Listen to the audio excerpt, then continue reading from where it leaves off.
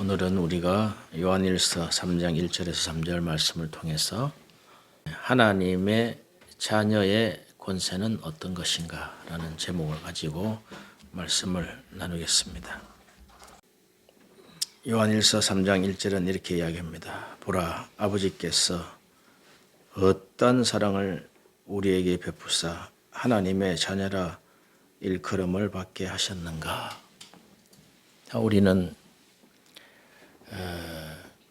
믿음의 조상 아브라함처럼 아브라함이 그가 하나님을 알지 못할 때 하나님이 친히 그를 부르셔서 너는 본토 친척 아비 집을 떠나 내가 너에게 지시할 땅으로 가라 말씀하셨는데, 아브라함은 그분이 여호와 하나님인 것을 알게 되었습니다. 그러므로 하나님과 그가 하나님을 몰랐던 그 아브라함이 하나님이 친히 부르셔서 언약하시고 하나님의 자녀됨을 선언해 주셨습니다. 그러므로 그가 어딜 가더라도 하나님의 자녀된 권세를 행해서 결국 많은 어려움과 풍파가 있었지만 결코 승리할 수 있는 그런 인생을 살아가게 된 것입니다. 성경에 나와 있는 많은 우리의 선조들이 다 그렇게 살아간 것을 우리가 알 수가 있습니다. 하나님의 자녀라 하는 것은 베드로는 이렇게 이야기합니다. 너희가 하나님이 말씀으로 너희를 낳으셨느니라 그렇게 했습니다. 그러면 말씀으로 낳았다는 것이 도대체 무엇입니까? 우리가 사람이 결혼해서 사랑하면 아기를 낳고 또 짐승들도 새끼를 낳는 것처럼 하나님은 우리를 말씀으로 우리를 낳으셨다는 거예요.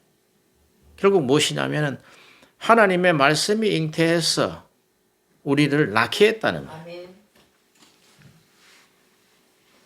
그 하나님이 우리를 낳으셨다는 것을 좀 더 깊이 우리가 알기를 원합니다. 하나님의 자녀는 우리가 요한복음 1장 14절에 보면은 영접하는 자, 곧 그 이름을 믿는 자들에게는 하나님의 자녀가 되는 권세를 주셨다 그랬습니다. 하나님의 자녀는 말씀을 영접해야 된다는, 하나님도 말씀을 잉태하셔서 우리를 낳으신 것처럼 우리도 하나님의 말씀을 이렇게 받아들여 영접해야 된다. 하나님의 말씀을 받아들이는 자는, 영접하는 자는 곧 하나님의 자녀라 그랬습니다. 우리가 세상에 살아가면서 다 누구의 자녀 이렇게 하지만 그것은 이 땅에 잠시 동안에 우리에게 허락한 그 혈육의 정일 것입니다. 그러나 하나님은 우리에게 하나님의 자녀라고 일컬어 주시고 영원토록 함께 하시는 아버지와 아들이 되고, 아멘. 하나님은 아버지 되고 우리는 그의 자녀가 되리라는, 아멘. 아주 영구적인 그 약속을 저희들에게 허락하신 것입니다. 이것이 우리가 살아가는 그 존재의 제1번입니다. 나는 하나님의 자녀다. 어떤 일이 있어도 하나님은 나를 버리지 아니하신다. 하나님은 끝까지 나를 하나님의 뜻대로 인도하실 것이라는 우리가 확실하고 확고한 신념 위에 서져야 됩니다. 그런 것을 우리가 믿음이라 그렇게 합니다. 성경은 그렇게 말씀하시죠. 그 믿음은 들으면서 나고 그 들음은 그리스도의 말씀으로 말미암는다 그렇게 이야기하고 있습니다. 하나님은 우리에게 말씀으로 잉태하셔서 우리를 낳으시고 또 그 말씀을 영접하는 자는 하나님의 자녀라고 말씀하셨습니다. 그 하나님의 자녀의 권세는 바로 하나님과 같은 그런 권세라는 것입니다. 우리가 성경에 보면은 너희에게 성령이 임하시면은 너희가 권능을 받고 예루살렘과 온 유대와 사마리아와 땅끝까지 이르러 내 증인이 되리라 했습니다. 이게 성령이 임하시면은 권능을 받고, 이 권능은 듀나미스입니다. 아주 다이너마이트 같은 어떤 그런 폭발력. 우리가 예수 믿고 성령 받았다면서 그런 권능, 다이너마이트적인 이런 이 복음을 전하는 것에 있어서 그런 능력, 그런 권능이 성령을 통해서 말미암아 주어진다는 거예요.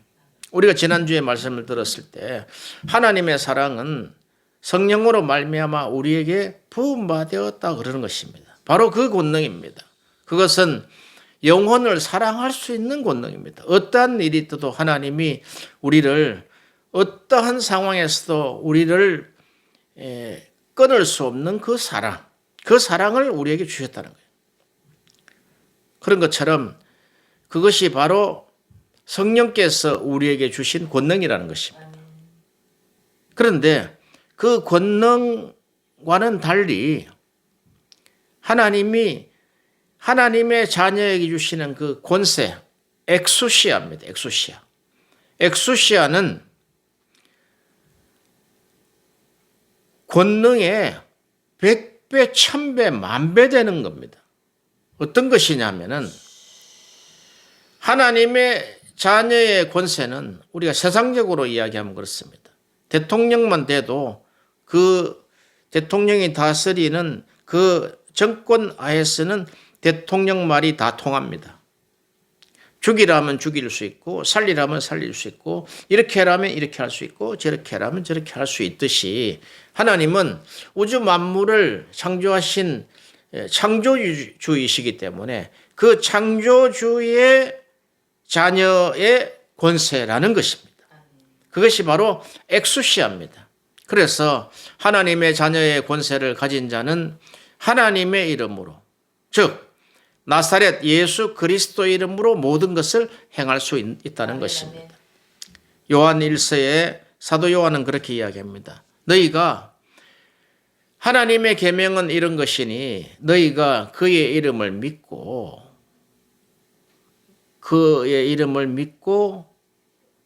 그와 같이 서로 사랑할 것입니다. 이것이 우리에게 주신 첫 계명이라는 것입니다. 어마어마한 바로 권세지요. 하나님을 믿는다. 우리가 하나님의 자녀임은 분명합니다. 그런데 우리가 하나님의 자녀임에도 불구하고 그 믿음이 우리가 0에서부터 시작해서 100이라고 가정을 했을 때 그 믿음의 도수가 과연 얼마나 될까요? 하나님을 얼마나 믿고 있습니까? 하나님을 믿는 만큼 그 인생을 역사하실 줄로 믿습니다. 이렇게 성경은 하나님의 자녀가 된 자가 어떤 권세로 살아가며 얼마만큼 그 권세 안에서 그 삶을 이뤄내는지에 대해서 정엄한 책입니다. 아브라함은 아브라함대로, 다윗은 다윗대로 그렇게 하나님의 자녀되는 권세를 행하였던 것입니다. 우리가 하나님의 자녀의 권세, 그 권세는 세상적으로 생각하면은 보이지 않는 하나님이시기 때문에 그 자녀의 권세 이러면 세상 사람들은 그를 알지 못하기 때문에 우습게 여기거나 비아냥거릴 수 있지만 우리 속에 하나님의 자녀로서 내가 이 땅을 살아간다. 그 든든함, 그 확신, 그 믿음 안에서 이제 하나님의 자녀에 대한 권세로서 모든 것을 명령하고 정복하고 다스린다는 것입니다. 우리가 하나님은 우리에게 이렇게 말씀하셨죠. 하나님이 우리를 하나님의 모양과 하나님의 형상대로 창조하시고 우리를 저들에게 생육하고 번성하고 정복하고 또 다스리고 하는 충만한 삶을 살게 하신다는 거예요. 그런데 이것은 바로 그런 것입니다. 하나님의 자녀의 권세자로서 하나님은 우리에게 모든 것을 정복하고 다스릴 수 있는 권세를 주셨다. 아멘, 아멘, 아멘. 심지어는 이 땅에 있는 우리 눈으로 보이는 이 환경도 마찬가지고 또한 보이지 않는 영적 세계도 마찬가지라는 것입니다. 아멘. 그런데 우리가 눈에 보이는 조그만 것에만 대해서 우리가 하나님의 권세를 행할 수 있다고 생각하는 사람들이 많다는 것입니다. 하나님은 그저 이 상황에서 이 정도 이상은 할 수 없을 것이야. 왜? 우리 생각이 그러니까. 우리 생각은 오늘 우리가 구할 수 있는 것은 그냥 조그마한 아파트 하나, 또 땅 뭐 조그만 1, 200평, 그 이상은 우리가 감당할 수 없으니까. 그러면 이 아파트가 우리가 생각하는 뭐 그냥 하나 정도 그냥 만족하는 그런 것이 아니라 하나님의 자녀의 권세는 이것이 한 동을 세우면은 1000세대, 10,000세대의 그런 권세를 넘게 가지고 있다는 것입니다. 아멘, 아멘, 아멘, 아멘. 우리가 성경 역사에서 보면 초기에 세워진 예루살렘 교회를 통해서 파송된 그 중에 가장 위력적인 교회가 하나 있었습니다. 그것이 바로 수리아 안디옥에 있는 안디옥 교회입니다. 아멘. 그 안디옥 교회가 초대에 그가 한참 그 번성했을 때 안디옥 교회를 통한 그 구원받은 숫자가 약 50만 명이 됐다는 것입니다. 어마어마한 거죠. 그게 바로 예루살렘과 온 유다와 사마리아 땅끝에서 지금 이루어지는 거예요. 50만 명의 그 구원받은 사람들이 온 세상으로 나가서 복음을 전파합니다. 그 안디옥 교회에 바로 안디옥 교회를 세운 자가 바울과 바나바였습니다. 그리고 예루살렘 교회에서 파송되어서 훈련되어졌던 그 많은 사람들이 안디옥 교회를 통해서 온 세계 선교를 주님의 명령을 따라서 했다는 것입니다. 바로 그것이 우리가 보이는 어떤 물질 세계와 돈과 연관되어 있는 세계가 아니라 영적인 세계에 대한 권세라는 것입니다. 안디옥 교회는 오직 성령의 지시로 말미암아 성령의 권능으로 말미암아 초대교회 때 50만 명을 구원한 그런 아주 위대한 교회의 그 모델형을 가지고 있습니다. 우리나라에 얼마 전에 작고하신 조영기 목사님, 호는 영산이라 그러죠. 영산 조영기 목사님이 그 초대교회의 역사를 보면서 안디옥 교회가 50만 명의 성도가 있었는데 하나님, 그럼 저에게도 그와 같은 믿음을 주시옵소서. 아멘.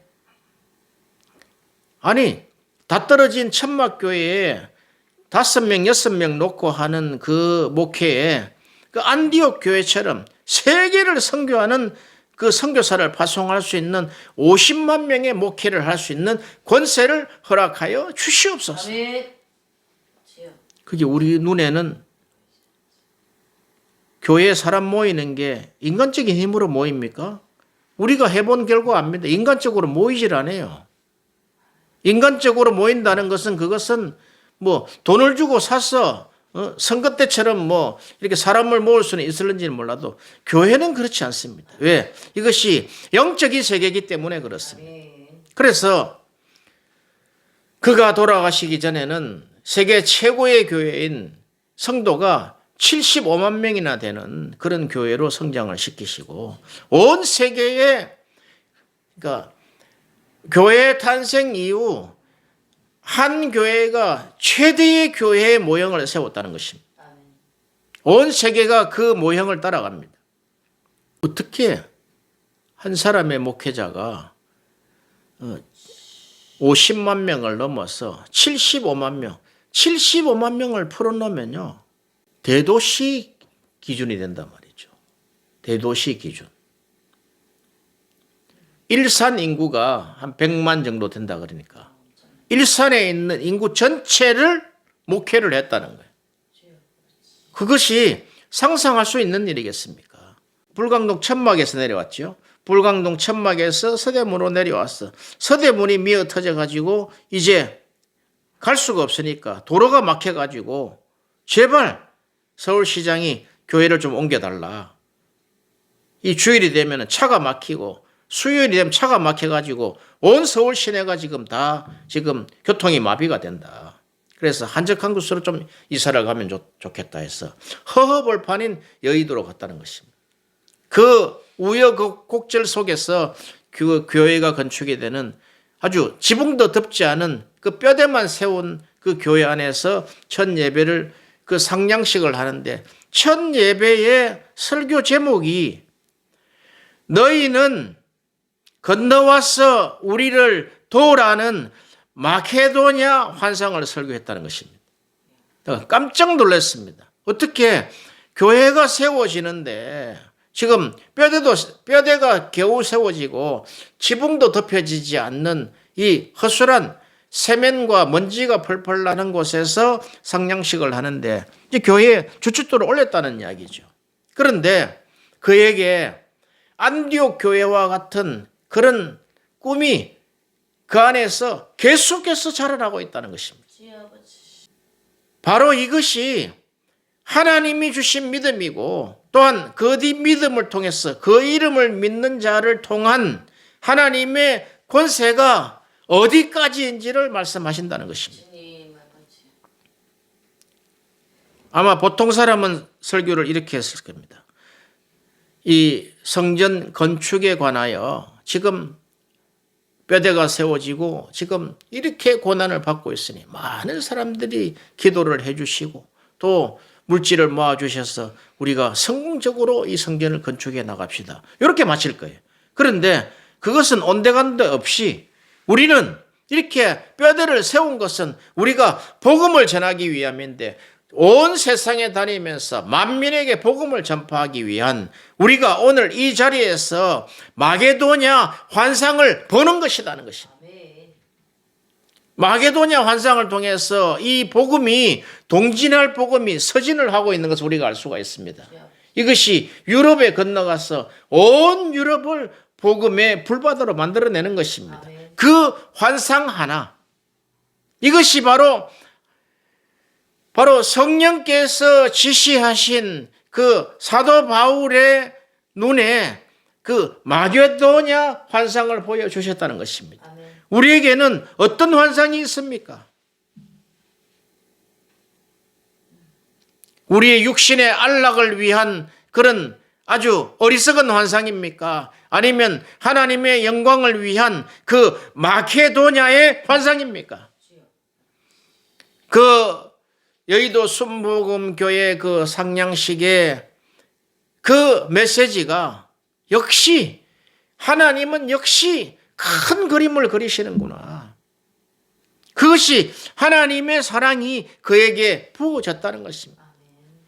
우리는 우리가 이곳에서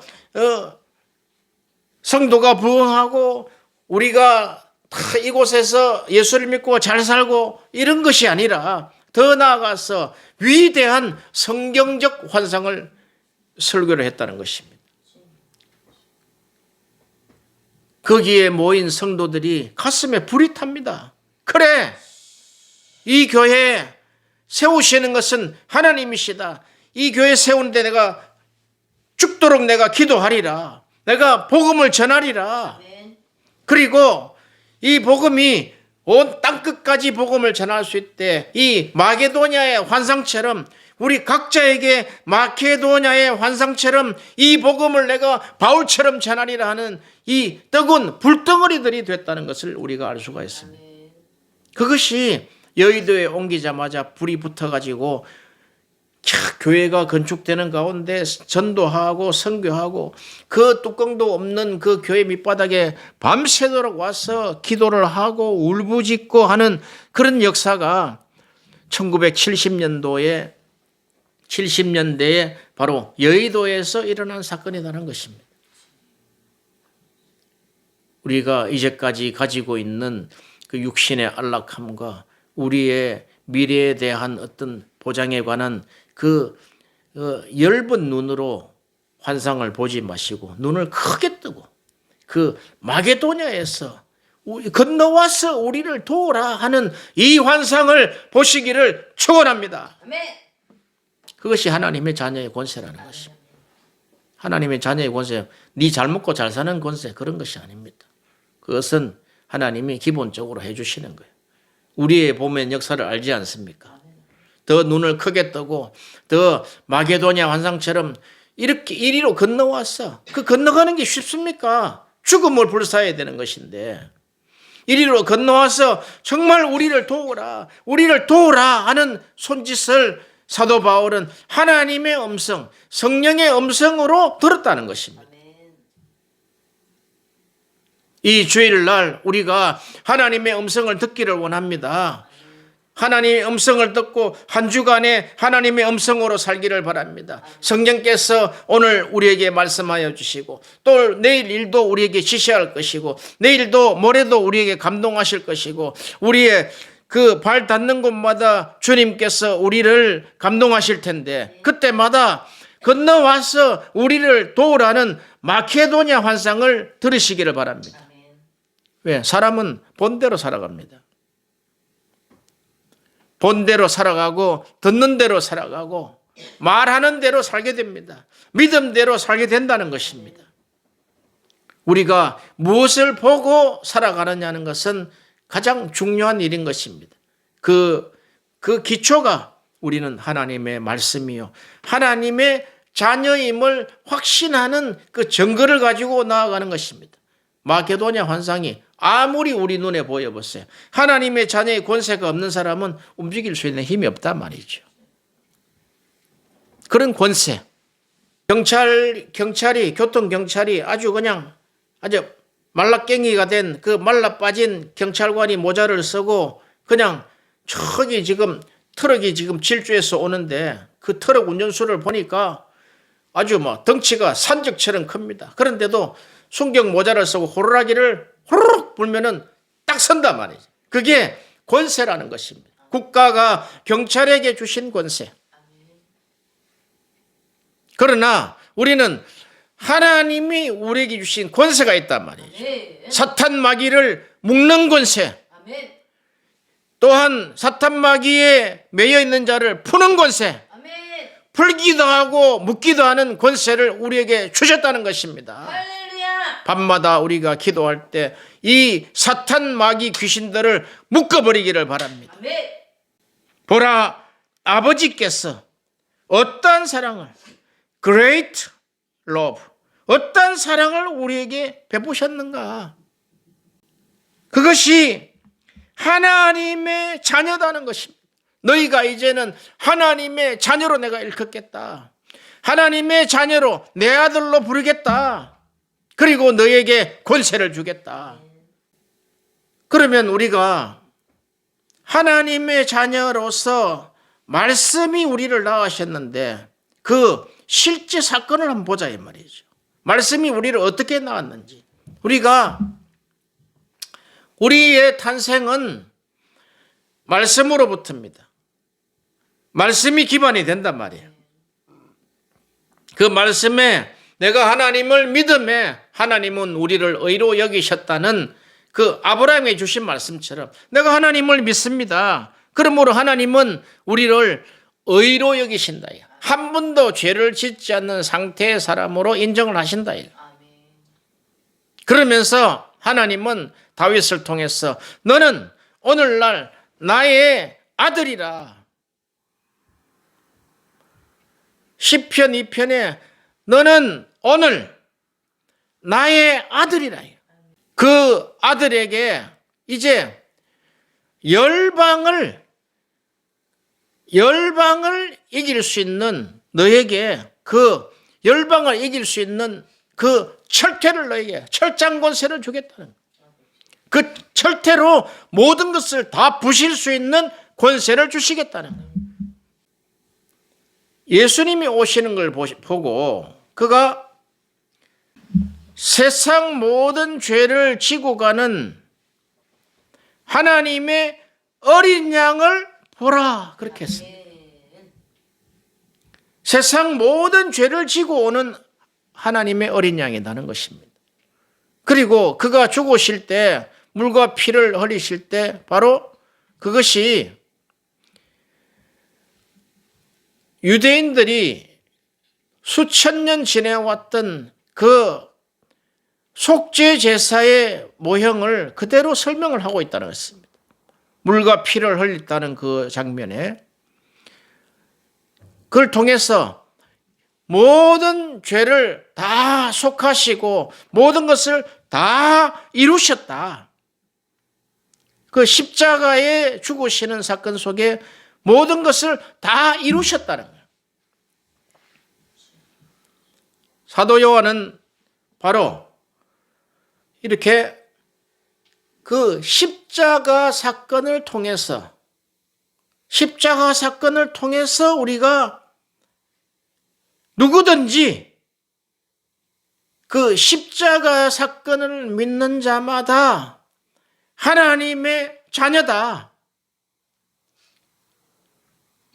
요한복음은 하나님의 자녀에 대한 권세를 굉장히 설명을 하고 있습니다. 왜냐하면 예수 그리스도가 하신 그 행적이 있어요. 행적인데 너희가 그와 같이 그가 의로우신 줄 알고 너희가 의를 행하면 너희도 그와 같을 것이다. 이렇게 했단 말이에요. 그럼 의를 행한다는 것이 뭡니까? 의를 행한다는 것은 우리가 성경에 보면은 하나님의 뜻을 행하는 자는 의롭다는 것입니다. 의를 행하는 자는 믿음으로 말미암아 의롭게 되었다는 것입니다. 그러면 우리 삶은 이전과 다른 의를 행하는 삶이 된다는 것입니다. 그것이 우리의 어떤 이상과 우리의 어떤 능력과 우리의 어떤 재력과 우리가 가지고 있는 한 개인의 능력으로부터 출발하는 것이 아니라 십자가에서 출발한다는 거예요. 그래서 사도 바울은 그렇게 이야기를 해요. 그 십자가로 모든 권세를 승리하셨다. 십자가로서 승리하셨다. 십자가로서 이기고 십자가로서 승리하셨다. 그러므로 우리가 성경을 자세히 한번 보세요. 우리의 그 의로움의 출발점, 우리의 탄생은 십자가다. 이것도 하는 거예요. 이거. 우리가 십자가로부터 탄생되었다. 그래서 우리는 십자가의 그 보혈의 피의 권세를 가지고 있다는 것입니다. 우리가 지금 어떻게 기도하고 있습니까? 어떻게 기도하고 있습니까? 그냥 하나님 이거 하나 좀 해주시면 좋겠습니다. 하나님 도와주세요. 하나님 지금 죽을 지경입니다. 이렇게 기도합니까? 아닙니다. 우리는 십자가에서 탄생한 자로 우리에게 권세를 주셨습니다. 우리가 이 땅을 살아가면서 모든 권세를 이 십자가의 권세, 하나님의 자녀된 권세로 너희들이 승리하라는 것입니다. 너희가 정복하고 다스리라는 것입니다. 그것이 역사에 일어나는 그 승리자들, 파괴자들, 그 로마의 왕들, 황제들, 이런 승리, 그런 승리를 이야기하지 않습니다. 의를 통하여, 왜? 십자가에서 탄생한 자는 의로운 사람이고, 그 십자가는 하나님이 친히 죽으신 자리다, 이 말이죠. 왜? 그는 그의 살과 피를 찢으신 자리다, 이게. 그가 육신으로 오신 자리요. 그가 최정상인 십자가에서 그가 몸을 찢고 피를 흘리고 죽으셨다는 것입니다. 바로 성령께서 이것을 증언한다는 거예요. 예수께서 육신으로 오셨다. 육신으로 오셨다는 것이 이처럼 하나님이 우리를 사랑하셔서 우리 죄를 속하시기 위해서 십자가에 죽으시고 그 십자가에 통해서 너도 죽고 거기서 너가 탄생한 것이다. 이게 사도 바울의 요점이고 사도 요한의 총결산이다 이 말이죠. 보라, 하나님께서 어떠한 사랑을 우리에게 베푸셨는가? 우리가 하나님의 자녀라 일컬음을 받지 않는가? 그러나 세상은 우리를 알지 못한다는 거예요. 받은 사람만 한다는 거예요. 어떻게 하나님의 자녀의 권세를 행할 수 있겠습니까? 그 첫 번째가 가장 우리에게 든든한 버팀목이 되어주는 하나님의 자녀에 대한 우리의 그 믿음. 내가 하나님의 자녀다. 최종 마지막 우리가 이 세상을 떠날 때 단 한마디 필요합니다. 아버지! 올라갑니다. 아버지! 내가 하나님의 자녀입니다. 이거 하나 외에는 없어요. 뭐 가지고 살아갑니까? 이 땅에 우리가 가장 든든한 버팀목, 우리의 존재의 그 완성, 그것은 우리가 하나님의 자녀로서 살아간다는 거예요. 하나님의 자녀는 하나님이 사랑하시는 권세를 우리에게 주셨다는 거예요. 그리고 우리가 이 하나님의 자녀는 하나님이 우리에게 베푸신 그 사랑을 통해서 그 사랑이 십자가에서 나왔다는 거예요. 십자가에서 탁 죽으실 때 거기서 우리가 같이 탁 죽고 부활하실 때 우리가 탁 부활했다는 거예요. 그 십자가의 그 피 속에서 우리가 죽고 그 십자가에서 다시 부활했다는 거예요. 얼마나 위대한 환상입니까? 그게 우리에게 실제다, 실제.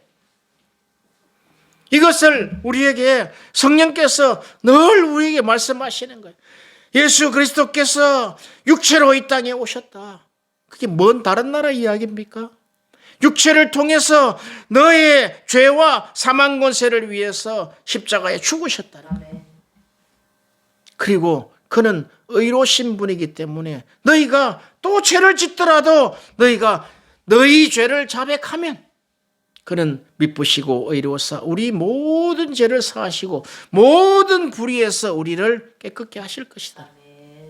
그래, 가장 하나님의 자녀들은 눈만 뜨면 하나님의 자녀의 권세는 의에서 출발합니다. 죄가 없으면 출발합니다. 우리에게 끓이기 믿는 죄가 있다면 하나님 앞에 그리스도 앞에 자백하면 그는 깨끗하게 하신다는 거예요. 이렇게 지금 만들어 놓으셨단 말이에요. 그래서 우리가 의로 출발을 한다 이 말이죠. 의로 출발할 때 하나님의 자녀의 권세를 행하라는 것입니다. 모든 문들아 열릴지어다. 모든 권세들아 우리 예수 앞에 무릎을 꿇으라 이 말.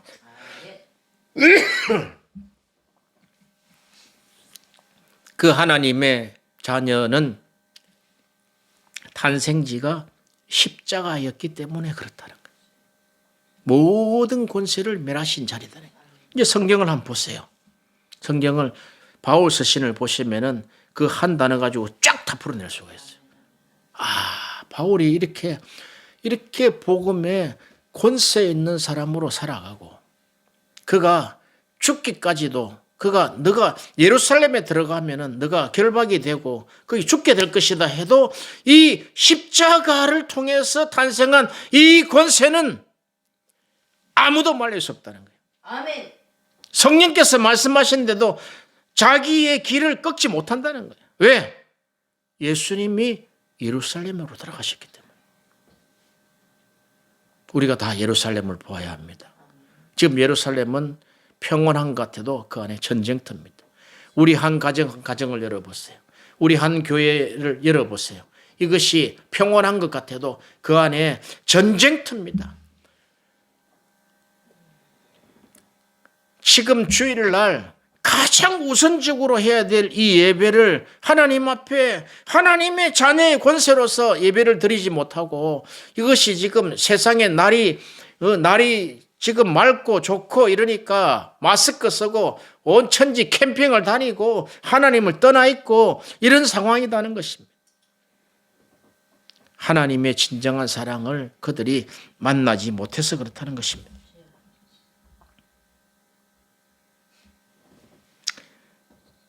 요한일서 3장 3절에 이렇게 이야기합니다. 주를 향하여 이 소망을 가진 자마다, 이 소망은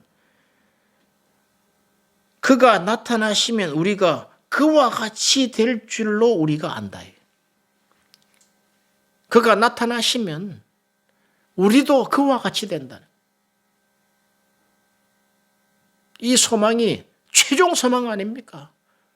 지금 사도 요한은 예수님을 만난 세대고 또 예수님 부활하신 것도 본 세대고, 그런데 예수님이 이 땅에 오신다고 올라가셨단 말이죠. 그분이 다시 이 땅에 나타나실 때는 우리도 그와 같이 된다는 이 소망을 가진 자마다 그의 깨끗하심과 같이 자기를 깨끗하게 하나니라. 죄에서 깨끗하게 한다는 것. 그렇게 될 때 우리는 하나님 앞에 책망받을 일이 없다는 거예요. 우리 마음에, 우리 양심에 끄리낌이 없다는 거예요. 그러면 하나님 앞에 첫 번째 담대함을 얻고, 두 번째 무엇을 구하든지 그가 들으신다는 거예요. 아멘. 우리가 기도하는 것을 하나님이 들으신다. 그런 확신이 있습니까? 아멘. 사도 요한은 그렇게 이야기하는 거예요. 이렇게 우리가 하나님 앞에 끄리낌이 없으면 우리가 담대함을 얻는 이 상태로 살아가라. 그럴 때 우리가 무엇이든지 구하는 대로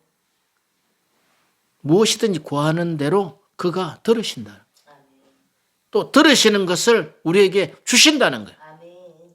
기도가 그래요. 하나님이 들으시고 주신다는 거예요.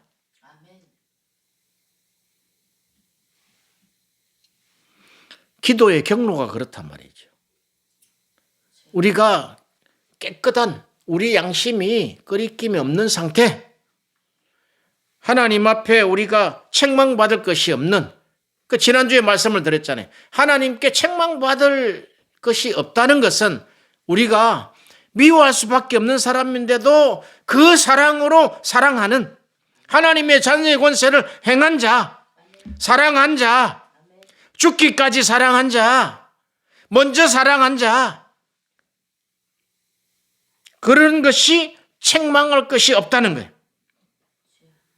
이것이 전제가 되면은 하나님 앞에 첫 번째 담대함을 얻는다는 거예요. 하나님과 우리 사이에 신뢰성이 딱 세워진다. 그럴 때 하나님, 너희가 무엇이든지 내 이름으로 구하면 내가 시행하리라. 아멘. 하나님이 들으신다는 거예요. 아멘. 하나님이 들으시고 우리에게 그 구한 것을 주시겠다는 거예요. 아멘. 할렐루야. 아멘. 요한일서 5장 14절 15절. 요한일서 5장 14절 15절. 그를 향하여 우리가 가진 바 담대한 것이 이것이니. 여기는 자신감, 확신 이런 것입니다. 그를 향하여 우리가 가진 바 담대한 것이 이것이니 그의 뜻대로 무엇을 구하면 들으심이라. 우리가 무엇이든지 구하는 바를 들으신 줄을 안즉 우리가 그에게 구한 그것을 얻은 줄을 또한 아느니라. 얻을 줄에 얻은 줄에 이미 너가 구한 것은 받은 줄로 믿어라. 마음에 의심치 아니하면 그대로 되리라. 아멘. 우리가 뭘 구하고 있습니까? 여기에 가장 중요한 것은 그의 뜻대로 무엇을 구하면 이래. 그의 뜻대로예요. 그의 뜻대로. 그럼 그의 뜻은 무엇이냐? 그의 뜻은 너무너무나 광범위하게 설명할 필요가 없어요. 딱 한 가지 설명하면 된다 이 말이죠. 미워할 수밖에 없는데도 너희가 그 영혼을 사랑해서 사랑을 행하면, 사랑을 먼저 행하면 그것이 하나님의 뜻이다. 그것이 그의 뜻은 거룩합니다. 그게 거룩합니다. 이게 그의 뜻 하면은 갖다 붙이면 다 되잖아요. 갖다 붙이면 다 되는 그런 말로 이 말을 너무나 허트를 필요가 없다 이 말이지. 사도 요한의 눈으로 봤을 때는 그가 예수님의 품에 안긴 자요. 예수님이 생존 시에 예수님이 하나님 앞에 기도하는 것을 잘 보았다 이 말이죠. 이 예수님은 바로 하나님이 기뻐하시는 뜻을 행하는데 그 기뻐하시는 뜻이 뭐냐면은 서로 사랑하라. 그것이 내 계명이다는. 이게 우리는 사람을 만나면요. 사람을 먼저 평가하고 먼저 미워하고 나중에 성령이 오시면 아이고 잘못된 것이구나. 그렇게 한다는 거예요. 그래서 먼저 온 것은 도적이요. 나중에 오는 것은 우리의 양의 목자라 그랬어요. 우리가 먼저 생각하고 먼저 보는 것은 그렇게 다 타락됐다는 거예요. 한번 조사를 해보세요. 그 앞에 하나님 앞에 구해본들 하나님이 들으시겠냐는 거예요. 하나님의 뜻대로 행하지를 않았는데요. 이제는 우리가 보는 눈과 말을 고쳐야 합니다. 볼 때 사랑의 눈으로 보고 영혼을 위해서 영혼을 보고 영혼 사랑을 위해서 구원을 위해서 보고 말을 할 때 영혼 사랑의 말을 전하고 볼 때마다 다 비아냥거리고 비판하고 나쁘게 보고 비하해서 보고 나중에 보면은 그게 아닌 것 같은데 내가 하나님의 자녀인데 이렇게 나중에 돌아오지 말고 처음부터 시작할 때부터 십자가로 보고 내가 출생지가 십자가니까 십자가로 보고 십자가로 말하고 십자가로 행하고 십자가로 사랑을 전하고 아멘. 그것이 그 사랑이다. 그 사랑. 아멘. 이렇게 그 사랑으로 이제 바꾸치게 했는데 바꾸치게. 할렐루야. 눈도 바꾸치게 했는데 아멘. 라식만 해서 되는 게 아니에요. 뭐 입에 뭐 해가지고 되는 게 아니에요. 뭐 듣는 거 못 챙기기가 되는 게 아니에요. 이것에 다 십자가를 걸어라. 이 십자가를. 아멘. 그렇지 않으면은 하나님이 듣지 않는다. 왜? 깨끗하지 않기 때문에. 그렇게 해가 2시간 기도해 보세요. 무슨 고요하게라도 내가 하나님 앞에 내 죄를 하나님 자백합니다. 불쌍히 여겨 주세요. 내가 오늘 또 십자가로 행하지 못했어요. 사도 바울이 그러잖아요.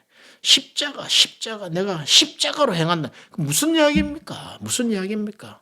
그냥 사도 바울이 십자가를 장난처럼 이야기했습니까? 깨달았다는 거예요.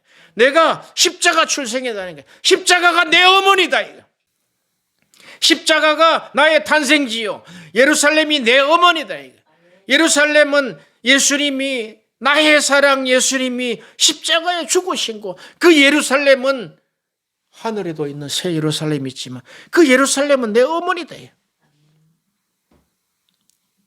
이렇게 십자가는 목에다가 그런지 몰라도 저 멀리 던져버리고 그냥 내 판단대로 내가 보는 대로 내가 듣는 대로 내가 말을 한다면 하나님이 어찌 그를 기뻐할 수가 있겠습니까? 이제 눈에 십자가를 다십시오. 귀에 십자가를 끼우십시오. 목구멍에다가 십자가를 생성시키십시오. 왜? 성령께서 해달라면 해주신단 말이죠. 십자가는 바로 육체로 오신 예수께서 죽으신 자리입니다. 거기서 내가 죽었다. 십자가로 내가 행한다는 것은 내가 죽고 십자가로 행한다는 거예요. 아멘. 이게 우리가 한두 번 들은 말씀입니까? 뜻을 못 깨달아서 그런 게 못 깨달았어. 알기는 알아. 성경을 보고 알기는 알아요. 십자가로 행한다는 거. 사도 바울이 십자가 그러잖아요. 갈라디아서 6장 14절에 갈라디아서 6장 14절에 그러나 내게는 우리 주 예수 그리스도의 십자가 외에 결코 자랑할 것이 없으니 그리스도로 말미암아 세상이 나를 대하여 십자가에 못 박히고 또한 내가 세상에 대해서 그러하니라. 이걸 우리가 어떻게 이해했습니까? 사도 바울은 고린도전서 2장 2절에 나는 예수 그리스도와 그의 십자가에 못 박힌 것 외에는 아무것도 알지 아니하기로 작정했다는 거예요. 그때는 그 말씀을 내가 외웠지만 몰랐어요. 예수 그리스도 그의 십자가에 못 박힌 거 다 남의 일로 생각했어요. 이게 이제는 한 30년쯤 오니까 내 안에 들어오는 거야. 내가 그 사랑이 나를 살리셨구나. 십자가가 내 고향이구나. 십자가가 나의 탄생지구나. 그렇다면은 탄생지면 탄생시킨 사람의 뜻대로 가야지. 맞지 않느냐 이거예요. 탄생시킨 분의 뜻이 무엇이냐? 너도 나와 같이 그 사랑을 행하라. 너가 눈으로 볼 때, 너가 귀로 들을 때, 너가 입으로 말할 때 이제는 결코 십자가만 자랑해라. 말하는 거 딱 보세요. 사람들 말하는 거 보면 십자가 입에 걸려 있는지 눈에 십자가 있는지 보면 다 알아요. 보면 다 안다고. 저 사람은 아직 그 수준에 가지 않았구나. 그래서 우리가 십자가 사랑을 깨닫고 울면서 불면서 하나님 앞에 회개하고 바르게 된 사람은 사람을 사랑한단 말이에요. 우리 속에 비난하는 영을 거치시기를 바랍니다. 저주하는 영을 거치시기를 바랍니다. 우리에게 사랑의 하나님이 그 사랑이 나를 살리셨기 때문에 그렇습니다. 모든 권세로서 다 묶으시기를 바랍니다. 우리 속에 역사하는 이 악한 영들을 묶으시기를 바랍니다. 이제 마케도냐 환상을 보시기를 바랍니다. 이제 기도할 때 모든 것을 묶고 하나님의 뜻을 기도하시기를 바랍니다. 그래서 가장 위대한 기도가 바로 하나님, 내가 그 십자가의 사랑을 행할 수 있는 자가 되게 해 주시옵소서. 그 사람을 쓰지 않겠어요? 어떤 사람을 쓰겠습니까? 하나님이 쓰실 수 있는 자는 하나님의 뜻을 행하는 자, 그 사람이다 말 사람. 무슨 시스템을 쓴다고요? 무슨 교회를 쓴다고요? 아니요. 그 교회 속에 있는 사람, 그 시스템을 가진 사람을 쓰는 거죠. 우리가 요한복음 1장에도 나와 있잖아요. 그가 하나님이 보내신 자가 있는데 바로 요한이다. 하나님이 보내신 사람. 하나님의 사람. 기도하는 그 사람. 성령으로 행하는 그 사람. 사랑으로 행하는 그 사람. 그 사람을 하나님이 쓰신다. 찾으시고 쓰신다. 쟤는 아직 안 된다. 쟤는 아직 안 된다. 기도는 열심히 하면 아직 안 된다. 쟤는. 관점이 아직까지 안 바뀌었다. 사람 보는 관점이 안 바뀌었다. 아직 십자가가 형성이 안 되어 있다. 그런 십자가의 사람이 아니다.